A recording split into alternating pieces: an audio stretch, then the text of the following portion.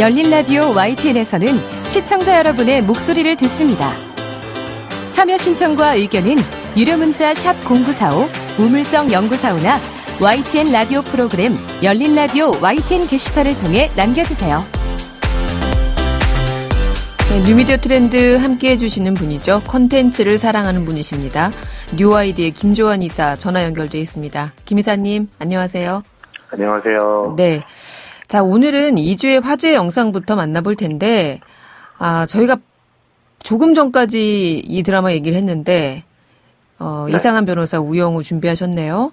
대한민국이 제일 화제인 것 같아요, 이 컨텐츠가. 네.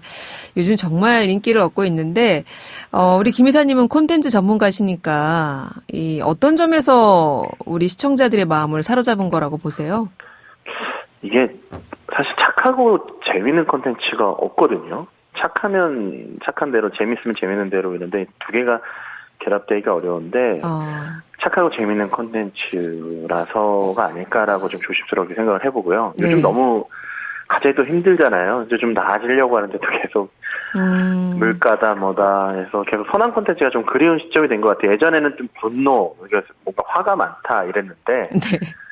지금 이제 선한 콘텐츠가 좀 그리운 시점이 된 것 같고 두 마리 토끼를 잘 잡은 것 같고요. 네. 어떻게 보면 판타지와 현실을 잘 녹였다. 어떻게 보면 모두가 바라는 세상을 잘 그리고 있는 거 아닌가. 그 모든 연기자들이 주어진 역할에 너무나도 눈부시고 열일하고 있고 지금 9시부터 수요일 목요일은 힐링하는 시간이다라고 다들 퇴근을 일찍 하는 네. 사람들이 되게 오랜만에 보는 것 같습니다. 자, 그래요.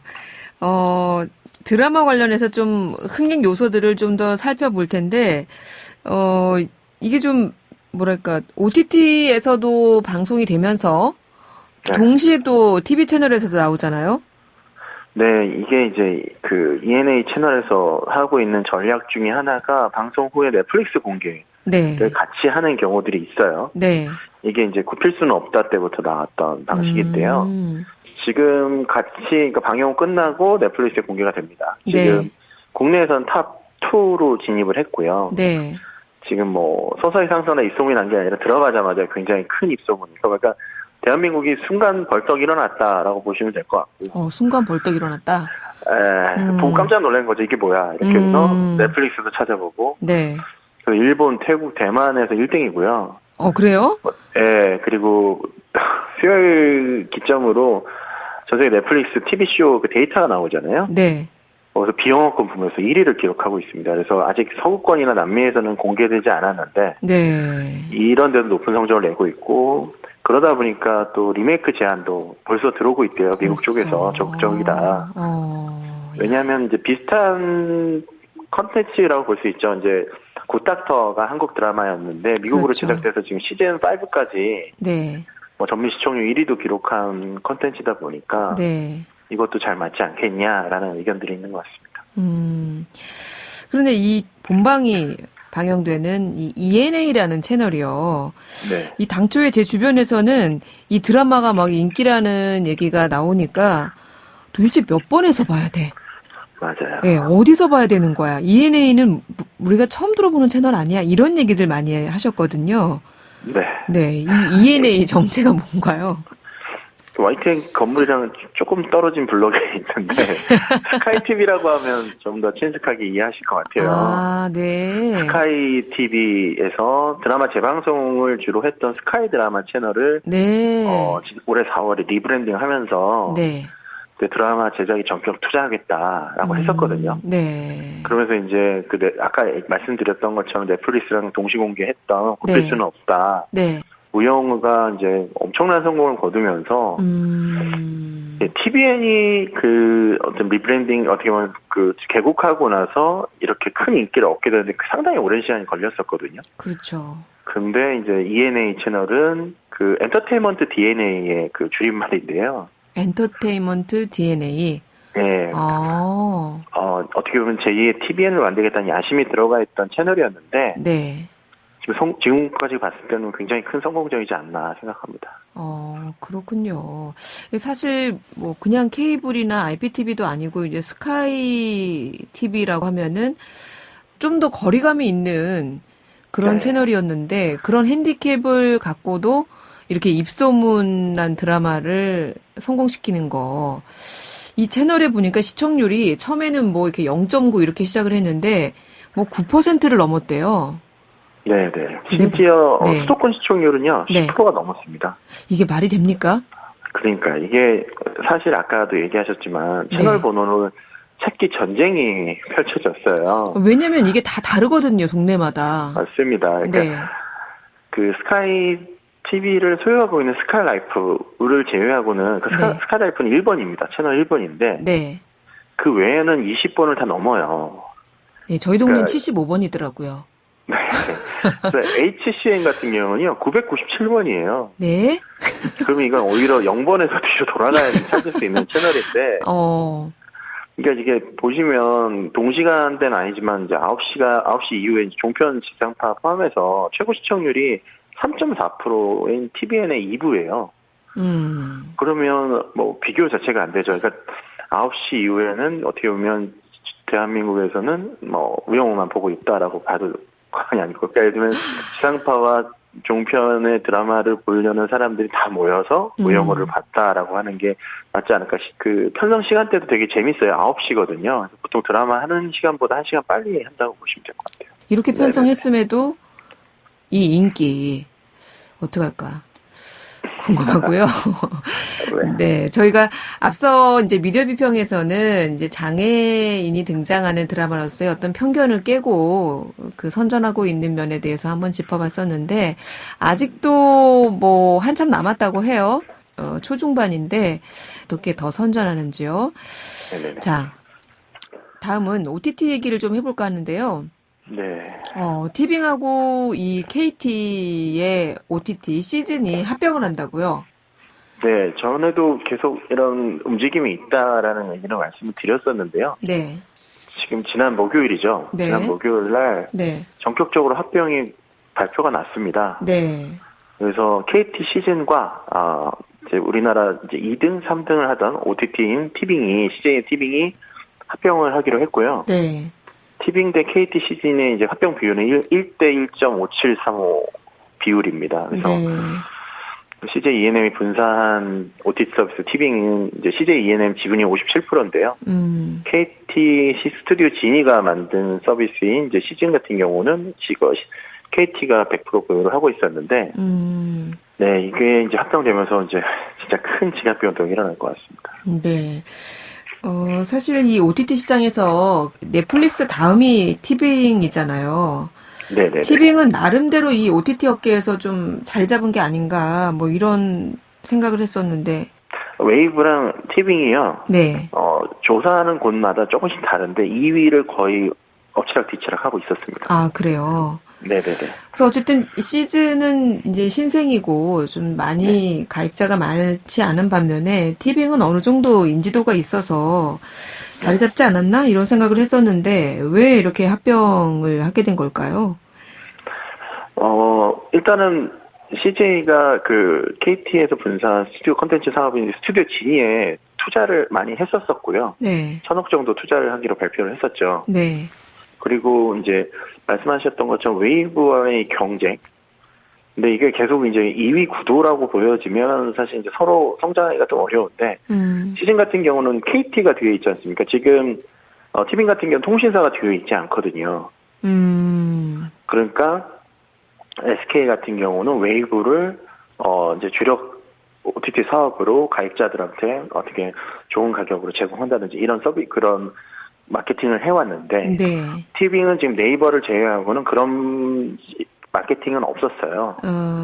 시즌 같은 경우는 지금 150만 정도 되는데, 티빙이 이제 410만 명이다. 그럼 한 560만 명이 되는 거거든요. 그럼 넷플릭스가 1000만 명이니까, 거의 유일하게 국내 브랜드에서는, 넷플릭스랑 견줄 수 있는 독보적인 플랫폼이 탄생했다라고 보시는 게 낫지 않을까 생각합니다. 아무래도 콘텐츠 업계에서는 좀 촉각을 세울 것 같아요. KT가 이제 통신에서는 2등이고, IPTV에서는 1등이거든요. 그러다 보니까 KT와 티빙의 이제 콤비 플레이가 단순히 모바일을 넘어서 TV까지도 펼칠 수 있다는 것에 걱정들을 많이 할 것 같고요. 이게 이제 웨이브가 계속 주장했던 것이 이제 티빙과의 이제 공존이었거든요. 합병을 해야 된다. 라고 하는데 이제 시즌을 파트너로 두면서 사실상 웨이브와의 공존은 어려워질 것 같습니다. 예. 저희가, 오징어 게임 얘기도 좀 하려고 했는데, 시간이 다 됐어요. 아, 그래요? 아쉽네요. 네. 이거 할 얘기가 많은데. 네. 시간이 다 돼서, 알겠습니다. 오늘 말씀 고맙습니다. 네, 감사합니다. 네. 지금까지 뉴 아이디의 김조한 이사였습니다. 진실을 전합니다. 진심을 다합니다. 시청자 여러분의 목소리에 귀 기울이는 YTN 뉴스 FM, 열린 라디오 YTN. 토요일 저녁 8시 20분과 일요일 밤 11시 20분에 방송됩니다. 네, 이번에는 YTN 라디오에서 방송된 프로그램들을 모니터링하고 평가해 보겠습니다. 오늘은 강진아 시청자평가원 전화 연결돼 있습니다. 평가원님 나와 계세요? 네, 안녕하세요. 네, 안녕하세요. 자, 이번 주에는 어떤 프로그램 모니터링 하셨나요? 네, 매주 월요일부터 금요일까지 오후 5시 30분부터 7시 30분까지 방송되는 이재윤의 뉴스 정면 승부를 7월 1일부터 7월 12일까지 청취했습니다. 네, 이재윤의 뉴스 정면 승부, YTN 라디오의 퇴근길 시사 프로그램인데 어떻게 들으셨습니까? 네, 이재윤의 뉴스 정면 승부는 퇴근길 가장 주목되는 이슈에 대해 경쾌하게, 때로는 진지하게 뉴스 속으로 다가갈 수 있게 다리를 놓아주는 통로인 것 같습니다. 뉴스킹 박지윤입니다와 출연진이 겹치기도 하고 해서 얼마 전까지는 여타 시사 프로그램과 별다른 차별성을 느끼지 못했는데요. 하지만 지난 12일 동안 제가 이재윤의 뉴스 정면 승부를 모니터링 해본 결과 이전과는 좀 다른 점을 느꼈습니다. 예를 들자면 김다솜 글로벌 빅데이터 소장의 한 주간 분석은 인사이트K의 배종찬 소장이 분석해 내보이는 빅데이터 분석과는 조금 다른 결의 분석이고, 많은 시사뉴스 관련 방송의 단골 게스트인 배종찬 소장이 아닌 비교적 방송 노출이 적은 김다솜 소장이라는 점에서도 기존에 식상하면서 탈피하려는 노력으로 보여 긍정적으로 평가하고 싶습니다. 네, 관련해서 좀 더 구체적으로 모니터링 하신 내용을 들어볼까요? 네. 혼란스러운 정치 상황을 빅데이터로 풀어본다는 기획 의도를 내포하는 빅정치 코너에서 이승원 평론가와 김다솜 소장, 두 여성 전문가들만의 조합과 고정 출연이 참 반갑고 신선한 시도로 느껴지는데요. 다만 예리한 비평에 호감 가는 출연자인 이승원 평론가의 탁탁하며 타이프라이터 두드리는 소리 같은 멘트 전달이 조금 오게 티같습니다.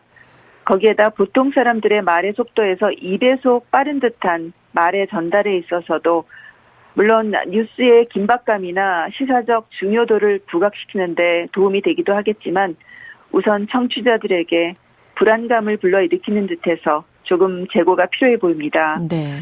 또한 빅데이터 관련해서 진행자의 보다 쉬운 설명과 개입이 필요해 보이기도 했었는데요. 정면 우먼 파이터에서도 두 출연자가 매우 여유 있게 많은 의견들을 별다른 제한 없이 발언하도록 두었다가 끝에서야 급작스럽고 다소 억지로 출연자의 발언을 중단시키며 마무리하는 상황이 발생하기도 했습니다. 어느 정도 적절한 시간 안배나 계획을 가지고 여유 있고 센스 있는 진행을 하는 기술이 필요하다고 느꼈습니다. 네, 진행자의 역할 좀 더 적극적이고 센스 있었으면 좋겠다 이런 지적이시고요. 또 살펴볼 부분이 있을까요?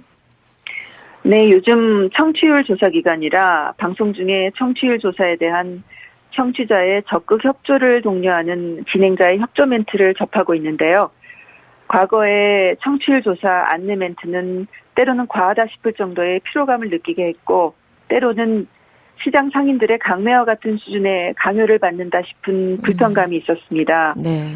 그런데 최근 들어 그 양상이 매우 세련되게 순화됨을 느끼고 있어 고무적으로 생각합니다.